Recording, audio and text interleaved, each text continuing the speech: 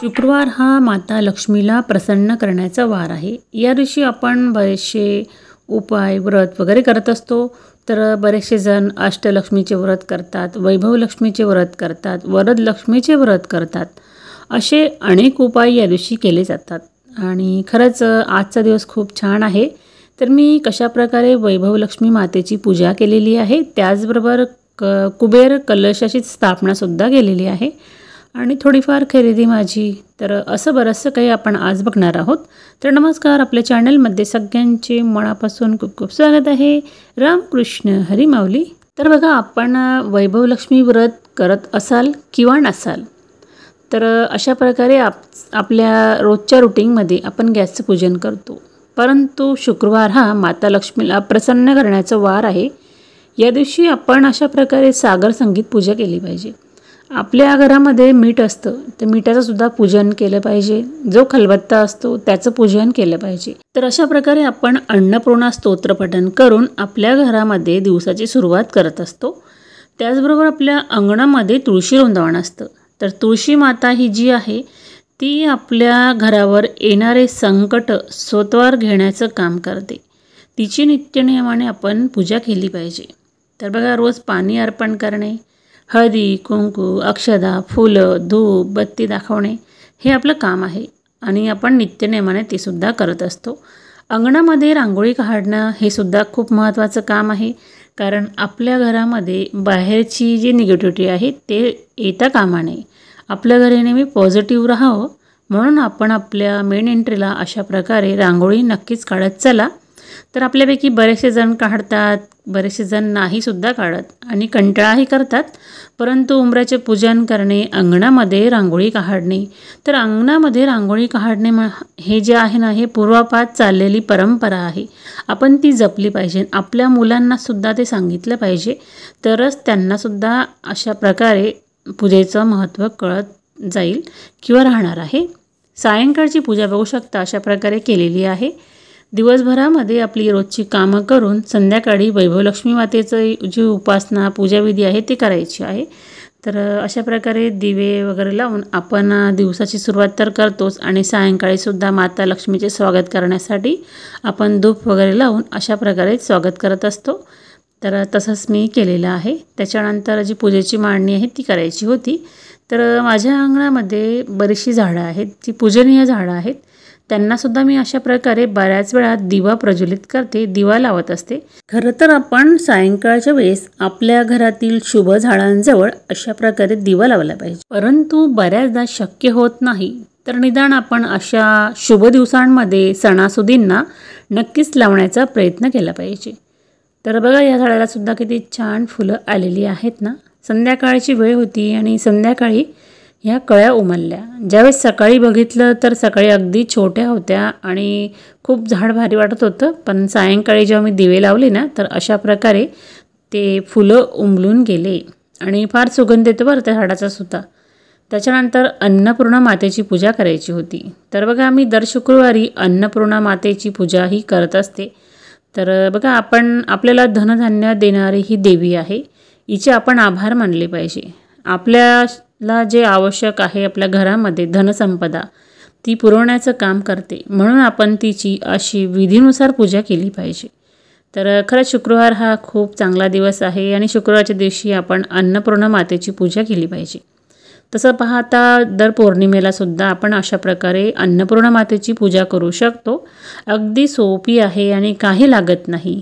आपण फक्त अशा प्रकारे तिचं विधीनुसार पूजन करायचं, अभिषेक करायचा आणि धनाचा वर्षाव करायचा। धन म्हणजे काय हो? गहू तांदूळ हे धन। तर यांनी वर्षाव करायचं, यांनी देवीला झाकायचं। दिवसभरसुद्धा आपण तसंच ठेवू शकतो आणि अगदी दुसऱ्या दिवशी ते सगळं आवरलं तरीसुद्धा चालतं। तर अशी ही आपली अन्नपूर्णा माता आहे, तिला आपण अशा प्रकारे धूप दीप लावून पूजाविधी करत असतो आणि आपण इत्रसुद्धा लावायचं, जेणेकरून आपल्या घरामध्ये वातावरण जे आहे, आपलं जे देवघर आहे ते अगदी सुगंधित होतं। तर बघा, तुम्हीसुद्धा करून बघा, तुम्हालासुद्धा खूप छान छान अनुभव येतील। कारण मी जेव्हापासून अन्नपूर्णा मातेचं हे सगळं काही करायला लागलेली आहे, तर मला तर फार छान छान अनुभव यायला लागलेले आहेत। माझ्या घरामध्ये पहिलेपेक्षा पुष्कळ प्रमाणामध्ये बदल मला बघायला मिळाला आणि जो बदल मिळाला आहे तो या देवीमुळे. आपल्या घरामध्ये आपण अशा प्रकारे कुंकुमार्चन करणे, सर्व काही ह्या विधी केल्या पाहिजे. यामुळे काय होतं, आपल्या घरामध्ये आपण ज्यावेळेस पूजन करतो तर मंत्र, स्तोत्र सर्व काही आपल्या घरामध्ये होत असतं आणि आपली जी वास्तू आहे ती पॉझिटिव्ह राहते. आणि आपण म्हणतो ना, आपल्या घरामध्ये जे वास्तुपुरुष आहे ते सुद्धा आनंदी होत असतात. म्हणून आपण सकाळच्या वेळेस ज्यावेळेस नामस्मरण करतो ना, तर वास्तुपुरुषाय नमः असं सुद्धा म्हणत चाललं पाहिजे. कारण आपण आभार मानले पाहिजे आपल्या वास्तूचे. आपण प्रत्येक गोष्टींचे आभार मानले पाहिजे. रात्री झोपतानासुद्धा आपण देवांचे आभार मानायचे, त्यांना नमस्कार करायचा आणि दिवसभरामध्ये आपल्याला ज्या ज्या गोष्टींमध्ये त्यांनी आनंद दिलेला आहे, ज्या गोष्टी चांगल्या घडलेल्या आहे किंवा वाईटही घडलेल्या आहे, अशा वेळेस त्यांना आपण आभार मानायचं आणि आपल्या दिवसाची सुरुवात आपण परत पुन्हा करायची असते. म्हणून परत दिवस उगवला म्हणजे परत त्यांना आपण नमस्कार करून दिवसाची सुरुवात करायची. हे आपलं रुटीन असलं पाहिजे. त्याच्यानंतर बघा, शुक्रवारी मी प्रत्येक अन्नपूर्णा स्तोत्राचं पठण करते. अन्नपूर्णा स्तोत्र हे मला म्हणजे सवय झालेली आहे की असं नाही की वैभवलक्ष्मी मातेचं पूजन करते म्हणून नाही. पूजन तर करतेच, परंतु माझे हे उपवास जरी संपले ना तरी प्रत्येक शुक्रवारी मी अशा प्रकारे पूजाविधी करते आणि गोडाधोडाचा नैवेद्य नक्कीच बनवते. उपवास असो अथवा नसो असो, आपल्या घरामध्ये महिन्यातून एकतरी वेळा 15 दिवसातून का असेना गोड नैवेद्य झाला पाहिजे. यामुळे आपल्या घरामध्ये वातावरण शुद्ध राहतं आणि गोडाधोडाचा जो आपण नैवेद्य बनवतो तर त्याचा सुगंधसुद्धा सर्वत्र दरवळतो. आपलं मनसुद्धा प्रसन्न राहतं, आपली वस्तीही शांत राहते. आणि खरंच ह्या सर्व काही गोष्टी जर नक्कीच केल्या तर आपल्याला म्हणजे काहीच कमी पडणार नाही. तर तुम्हीसुद्धा नक्कीच करून बघा या गोष्टी.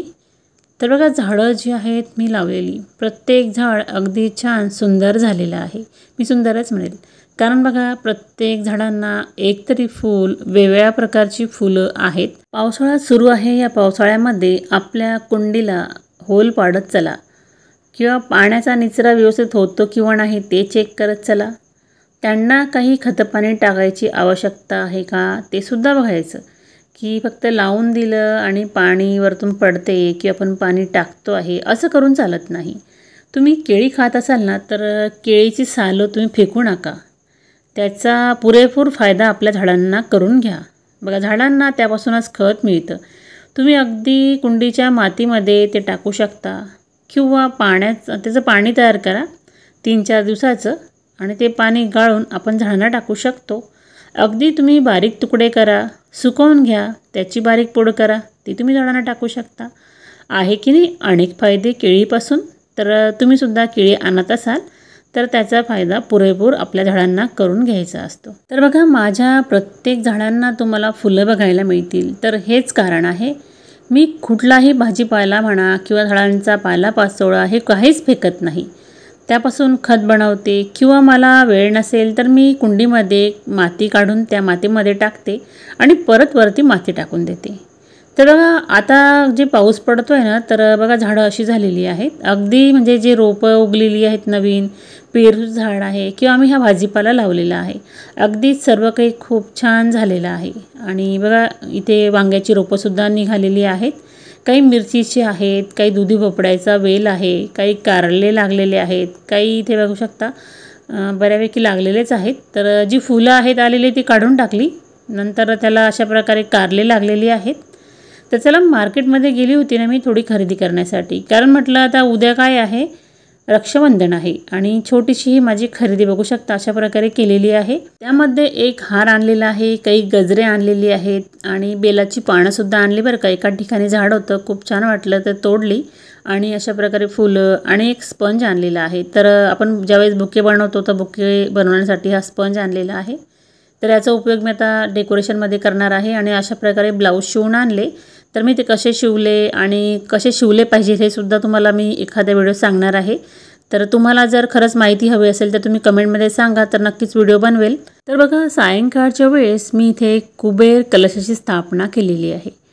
तर बघा हा कलश जो आहे तर आपल्या घरामध्ये धनसंपदा वाढवण्याचं काम करतं आणि बघा अगदी सोपी पूजा आहे। आणि बघा त्याकरिता आपण अशा प्रकारे मी मातीचं घेतलं आहे सध्या, मला पितळी पाहिजे आहे आणि छोटी डिश पण पाहिजे, पण माझ्याकडे ते अवेलेबल नव्हतं तर मी वाट बघत होती बऱ्याच दिवसांपासून, तर म्हटलं चला आपण आज यालाच करूया। तर अशा प्रकारे हा जो बनवलेला कलश आहे त्यामध्येच मी सुरुवात केली। तर सुरुवातीला डिश घेतलेली आहे, त्यामध्ये थोडं हळदी कुंकू टाकलं, त्याच्यानंतर तांदूळ टाकलेले आहेत आणि त्याच्यावर या कलशाची स्थापना करणार आहे। अगदी थोडे टाकायचे, कारण आपण हा जो कलश आहे तर शुक्रवार सुद्धा आपण तांदूळ बदलू शकतो किंवा तुम्ही पौर्णिमेला सुद्धा ह्या कलशाची स्थापना करू शकता। अशा प्रकारे मी अष्टकमल दल केलं आणि त्याच्यावर हा ठेवलेला आहे कलश।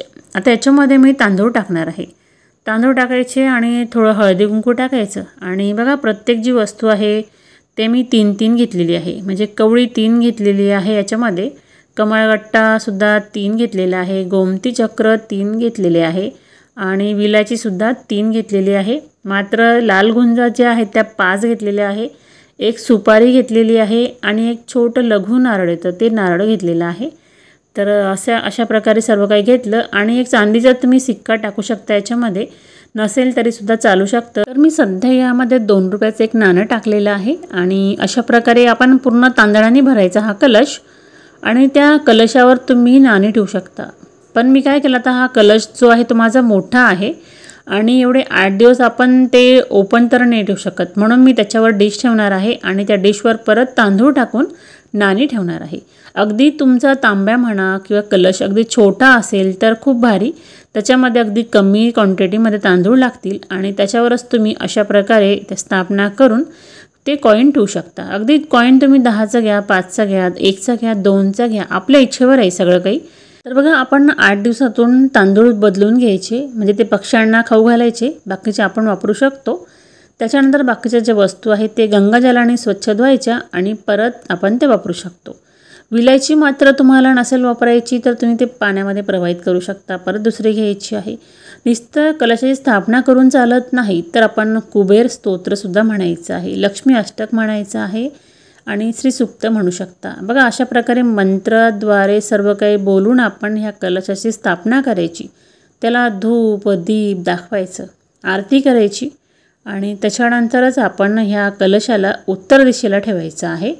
तुमचं जर अगदी देवघर जे आहे ते ईशान्य दिशेला असेल तर खूपच भारी, ते एका कोपऱ्याला तुम्ही या कलशाची स्थापना करू शकता। तर बघा कुबेर देवतांचं स्थान जे आहे ते उत्तर दिशेला आहे, त्यामुळे आपल्याला या कलशाची स्थापनासुद्धा ईशान्य कोपरा म्हणा किंवा उत्तर दिशेला करायचं आहे। तर अशा प्रकारचे पूजन झाल्यानंतर आपण हा कलश आहे त्या ठिकाणी ठेवायचा आणि बघा रोज याची आपण पूजा करायची, म्हणजे हळदी कुंकू व्हायचं, याला धूप दाखवायचा आणि एक फूल ठेवलं तरी चालेल। अशा प्रकारे अगदी साधी पूजा करायची आहे। तर तुम्हाला दिलेली माहिती कशी वाटली कमेंटमध्ये नक्की सांगा। तर तुम्हाला माझा आजचा हा व्हिडिओ कसा वाटलेला आहे ते सुद्धा कमेंटमध्ये सांगा। तर चला आपण परत पुन्हा भेटू पुढच्या व्हिडिओमध्ये, तोपर्यंत काळजी घ्या आणि आनंदात राहा आणि कमेंटमध्ये लिहायला विसरू नका अन्नपूर्णा माताः नमः।